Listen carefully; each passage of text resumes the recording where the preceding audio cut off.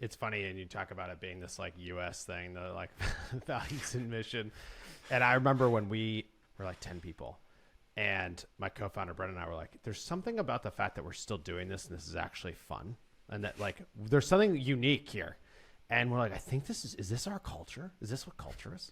And we started talking about it. And I remember, I'll never forget the feeling of like, we had an all company meeting, which was just 10 people. You know, it was like, we're going to show you this slide deck that we made like an hour earlier. It's like, hey, everyone, come to the kitchen. Let's look at this. And we're like, we need to talk about values and we need to define our values. And we have some ideas, but we need your help. And I'll never forget this designer on the team. She was like, what is this big company stuff we're doing? Like, what is this? This is like, why do you have us doing this right now? I look back on it because it was like, if anything, like investing in that more even earlier would have helped us. And I think it's like so funny because it feels so soft, but it is actually like the core thing eventually. It's just like, can you solve problems and can you make decisions in a way that's aligned with the company and what makes sense? And actually that's hard because there's so many details you got to get right and nuances you have to get right to actually scale that feeling and scale that experience as you grow. So, I mean, it's just funny to hear you say that because it really brings that back, that feeling of, is this Absolutely. BS? You know, or no, it's not actually. So what is so it can be BS. Obviously, lots of companies have BS values. So I think that's the problem, right? But it can also be very powerful if you do it right. So what's your values? Or what's your number one value, maybe, instead of we don't have to run through? Yeah, we have, you know what, I feel like I want to show you our values. Can I do this, Sylvie? Show those values. Because I'll share the screen and then it'll just be in the recording. This is my favorite way to show it. So we think of our values as the way to make decisions at Wistia. This is what we use internally. It's also on the website.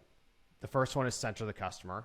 And so we strive to understand and meet our customers' needs by prioritizing what's best for them and providing authentic, exceptional experiences.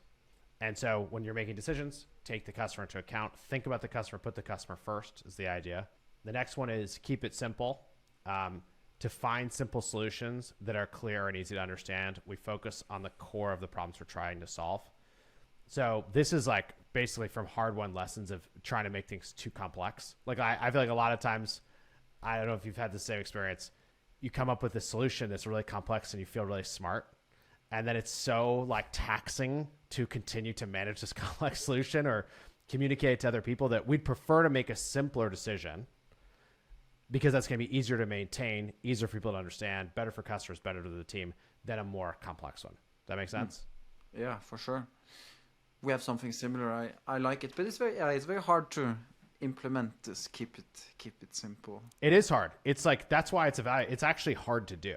The next one for us is stay nimble. And so we take action even when things are ambiguous. We pivot fast.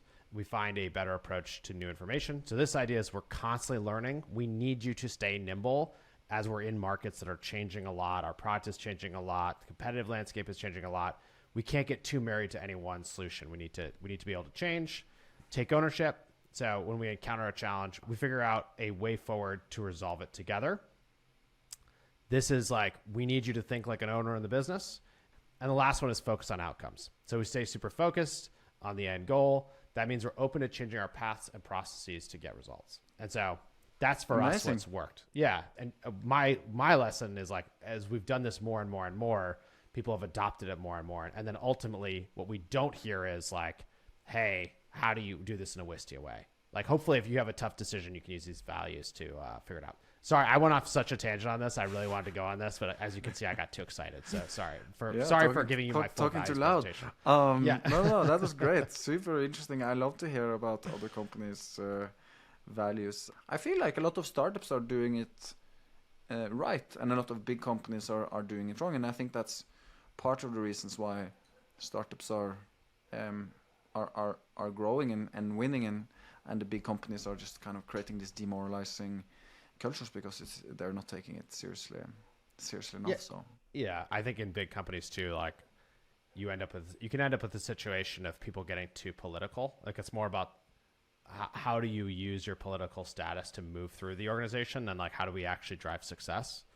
And so the wrong things can get rewarded, and that's when you see companies that are like, their values are the most basic things in the world. They're like, we look for honesty and integrity. It's like, if that's the only thing you're looking for, you got a problem. Like, it's like you should be able to hire honest and people who have integrity. And if that has to be your value, you must have a number of people who are not very honest. What are Superside's values? Yeah. We have, I think 5 values too. Not sure if you had 5 or 6, but you have 5. So number 1 is be kind, which we think should be the number 1 value of every company, but unfortunately is not. I grew up in with parents where there wasn't a lot of rules and regulations, and I always thought that it was really strange why countries and companies would have all of these rules, and my parents really only enforced this rule of being kind, and I always thought that was such an amazing value, and we've had it in the company, and I think it's really become a huge part of who we are, and everyone says after their onboarding that it's remarkable how nice everyone is here. And I think for me, in the 8 years or so I've been at Superside, I can only remember maybe once or twice where I've really had an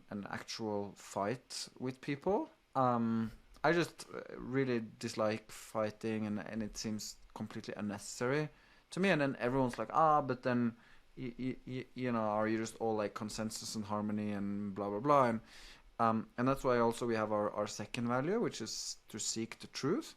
And I think being kind really ties into that very nicely, because psychological safety, I think, is very important for people to dare to challenge the status quo, and to dare to challenge authority. And so that's our second value.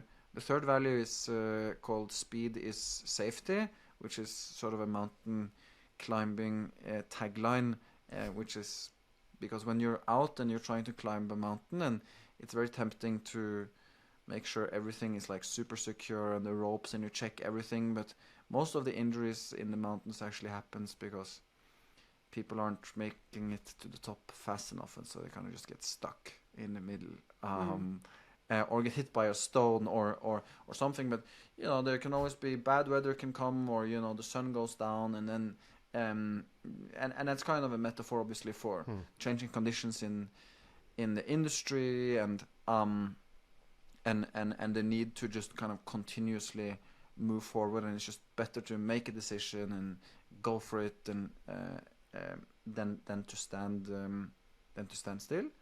The fourth one is decide locally, which we think is a super important value. It's partly also a Norwegian value, where we all grew up being farmers and fishermen in small villages along the town, and hated the Danish king that came and tried to collect taxes, and we all just wanted to decide locally.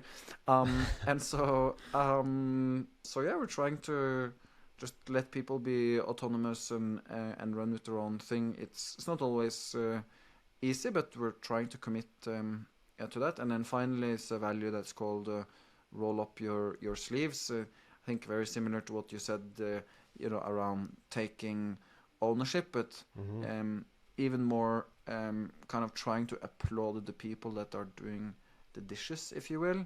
It's like you go to a cabin trip with some friends or something, and there's always there's always one guy that makes the steak, and that's it. He just doesn't do the dishes, and he doesn't make the salad, and he just makes the steak. And I love that. and we're trying to just like applaud taking the dishes and not making a big deal out of that.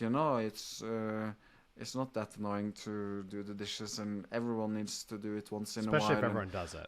Yeah, exactly.